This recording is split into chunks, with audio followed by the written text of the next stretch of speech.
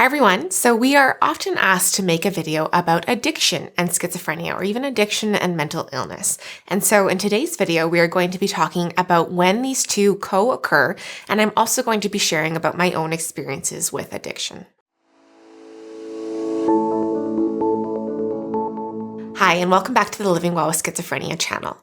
If you're new here, my name is Lauren, and I make videos about what it's like to live with schizoaffective disorder or schizophrenia. And if you would like to see more videos like this one, make sure to subscribe. And also, if you would like to help support the creation of future videos like this one, please make sure to check out the link to our Patreon page. It's in the description below. All right, so research has found that a high number of people who are living with schizophrenia also struggle with addiction. There are many speculative reasons as to why this may occur. People with schizophrenia may look to various forms of addiction as a way to kind of self-medicate or alleviate feelings of anxiety and depression. And often these addictions can take the form of substance use issues. So people with schizophrenia can fall into using alcohol and drugs for very similar reasons as individuals who do not have schizophrenia. The simple fact that it makes them feel good. And as I mentioned, it can also become a form of self-medication and a maladaptive coping strategy. This self-medication can be in response to difficult or unpleasant symptoms or to the side effects of antipsychotic medication. Substance use also provides a bit of a form of kind of social engagement or network and can provide something to do for individuals who are often socially isolated. There's also evidence that environmental factors can play a role. So many people with schizophrenia and substance use problems experienced a significant trauma earlier in life. It has also been found that there is some overlap in predisposing genes for schizophrenia and alcohol misuse, alluding to the fact that there may be some genetic connection between the two. Now, while substance abuse cannot cause schizophrenia, it can act as an environmental trigger. So someone who already has a genetic risk factor for schizophrenia may develop it after extended substance use. So using drugs such as marijuana, cocaine, and amphetamines can also potentially exacerbate symptoms of schizophrenia and potentially worsen their severity. It has been found that roughly 50% of people with schizophrenia also struggle with drug and alcohol misuse. Similarly, 65 to 85% of people with schizophrenia smoke, compared to just 18% of the general population. So many of the consequences of alcohol and drug use for people with schizophrenia are the same as for those in the general population. They can include impaired family and interpersonal relations, job loss, loss of housing, financial debt, medical problems, and arrests and jailings. However, people with schizophrenia who fall into substance misuse can have more symptoms, can have violent episodes, have a higher use of emergency psychiatric services, lower adherence with antipsychotic medication, and a much higher relapse rate compared with non-substance users. Now, when it comes to treatment, it is vital that both disorders are treated at the same time. If someone stops substance use without being connected to proper medication and treatment for their mental health, they're very likely to relapse. And then the same thing goes for if a person is given mental health treatment without addressing their substance use problems, they may stop treatment or treatment may be less successful.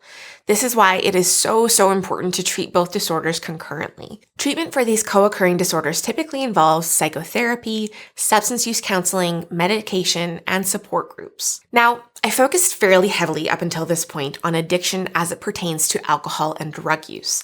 However, addiction can span far beyond these. An addiction is really any form of coping mechanism, typically maladaptive, an individual relies on and essentially kind of obsesses over, or that becomes a focal point in their life. Now, it's important to note that it's not only people with mental illness or with schizophrenia who resort to these kind of maladaptive coping strategies. This is something that basically everyone falls prey to at one point in their life or another. It can take the form of, falling into gambling addiction or falling into work addiction. And I think a fairly universal one that a lot of us can relate to is addiction to technology use. And so, falling into these maladaptive coping strategies for dealing with uncomfortable parts of life is something that everyone does. But I think that people who are living with schizophrenia have a little bit more predisposition to falling into these maladaptive coping strategies in order to cope with their symptoms or side effects of medication and just living with a chronic mental illness. So as someone living with schizophrenia, I have definitely fallen into addictions as a means of maladaptive coping with my illness. Okay, so I am super nervous. I have never spoken publicly about my experiences with addiction. And so bear with me. I'm nervous. This is a very personal thing to be sharing. And, while it's very hard for me to admit to these things and to share these things with you all, I'm doing it because I know that, there are a lot of other people who are going through similar things that have a hard time sharing with the people around them what they're going through and reaching out for help in that regard. So I'm hoping that sharing my experiences with this will not only help to normalize it a little bit and help you feel less alone, but also to encourage you to, share with the people in your life. So the first kind of addiction that formed in my life as a means of maladaptive coping in relation to my illness was around food and eating. When my symptoms started to get really bad and I started to struggle a lot more in life, with managing them and with understanding them and, navigating all of that, I developed a bit of an obsession around what I was consuming food-wise. And I began to very meticulously journal what I was eating and would restrict very heavily. This became an eating disorder. I was eventually diagnosed with anorexia, which is not something that I share publicly very often, but it is something that I have struggled with in the past and continues to be a struggle throughout my life, but something that I've learned to manage a bit more. But anyways, it became a way for me it became a very good distraction from the symptoms and all of that I was experiencing with the development of my schizoaffective disorder. It became a very, very strong distraction. And it also became a form of getting little periods of positive reinforcement. So, when I would see the number on the scale drop, it was like, okay, I'm doing a good job of what I have set out to accomplish. And it was a bit of, positivity to hang on to and to strive toward. And then it also developed and kind of devolved into periods of bulimia as well, where I would kind of lose control of this strict grip I had on my eating, and I would binge on something that I did not want to have binged on. And so I would then result to purging. And that would also become a huge maladaptive coping strategy where it felt good to get rid of the food that I had consumed. And it was again a very big distraction, and it was a small bit of relief and something else to focus on and work toward in a very gross, weird way. And this was how my eating disorder developed, around the addiction of, managing and controlling something in my life, food. And, this developed as a result, I think, of not having the control over what was happening with my mental health and my mental illness. Now, another kind of addiction that sprung up as a means to kind of cope with my illness was overspending. So I have always been very into fashion and clothing and that kind of thing. And I found that, online shopping or shopping and buying new outfits and stuff became a very quick and easy form of feeling pleasure and feeling joy. And it became a distraction and just a quick dose of, like a dopamine hit in terms of feeling good.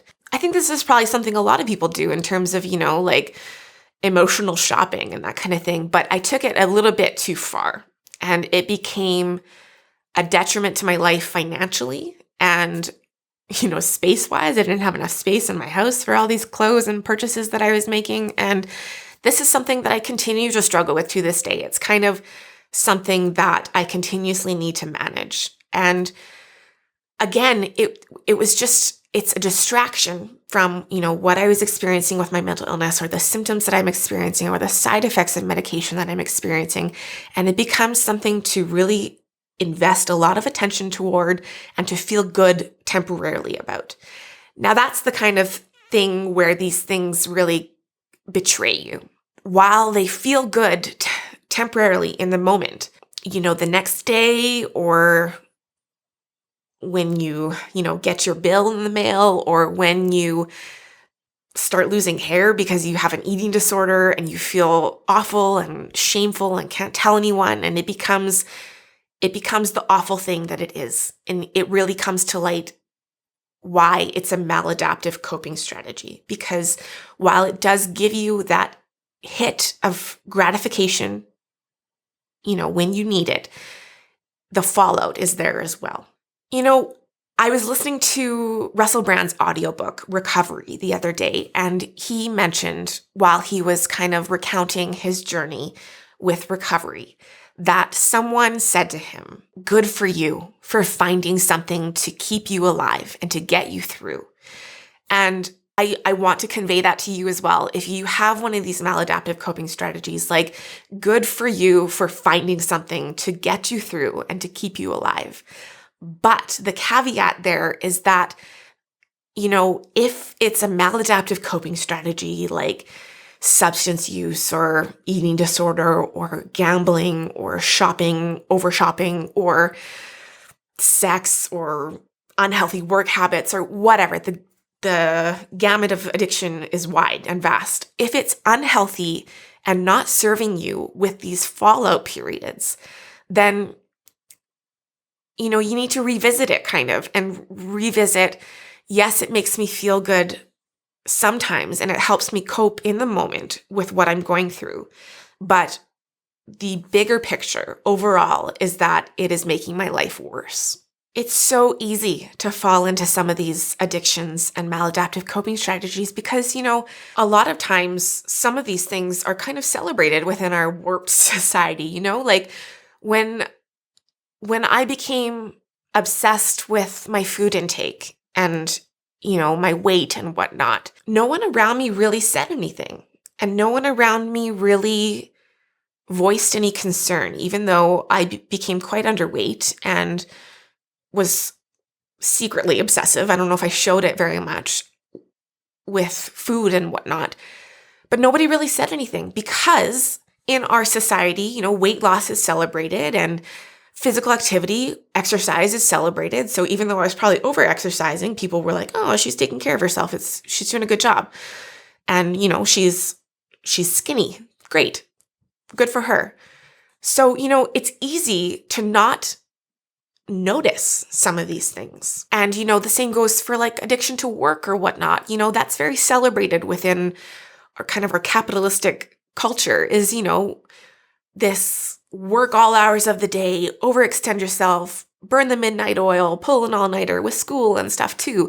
It's celebrated. And so it's kind of difficult to take a step back sometimes and realize, is this really serving me in a positive way? And it's difficult to, have people in your life kind of holding up that mirror for you because it's hard to recognize sometimes. And so if you are experiencing any form of addiction or any kind of maladaptive coping strategy, I really invite you to take a step back and to really think about whether or not this coping strategy that you have employed is serving you in the best way.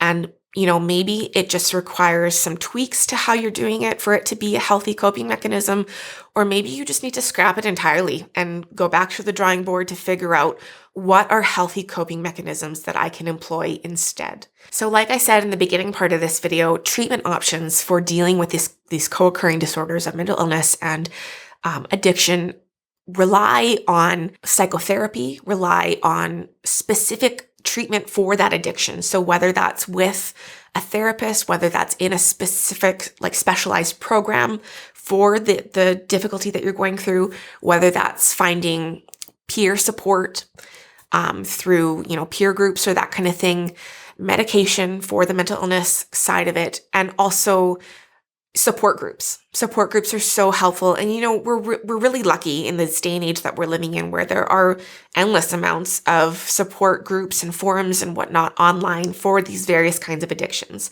If you look into it, I'm sure you can find some sort of resource or some sort of group out there who are experiencing similar things that you're experiencing and may be able to, provide that level of peer support for you while you go through it. And you know what? Therapy. It is so, so hard to acknowledge these things, acknowledge that there is a problem, and then to take the necessary steps to address that problem on your own. It is very hard to do on your own. And so if you are comfortable, reach out to those around you for help and support. Reach out to a therapist, your doctor, for support and guidance in terms of how to do that. And if you have someone in your life who is struggling with an addiction or a maladaptive coping strategy, don't be afraid to hold up that mirror for them. Don't be afraid to, kind of question with them in a positive and supportive way whether or not this coping strategy is really serving them in a way that, really ameliorates their life. And, I can't stress enough compassion, support, love, all of those things in terms of dealing with someone who has a mental illness and is struggling with an addiction of some kind, or even just anyone who is struggling with an addiction of some kind, even if they don't happen to have a mental illness. All right, so that kind of wraps up this video. I would love to hear more from you guys though. If you have dealt with some sort of maladaptive coping strategy or addiction, such as what I've talked about in this video, and you've gotten through it, I would love to hear any tips that you may have for how you managed to do that, or how you are in the process of doing that. Dealing with addiction on its own is a very, very difficult thing. And especially then when you add in having a mental illness like schizophrenia, it's even more difficult to navigate and to figure out, how to work through. And so if you have any tips, I would love to hear from you in the comments below. So thank you so much for watching this video. I hope it was helpful in some way. If you would like to see more videos like this one, make sure to subscribe to our channel so as not to miss anything we put out. And also just a quick reminder again that if you would like to help support the creation of future videos like this one, to please check out the link to our Patreon page. It's in the description below. Any support is really, really appreciated. So thank you so much again for watching this video. And as always, wishing you and your loved ones good health. See you in the next video. Bye.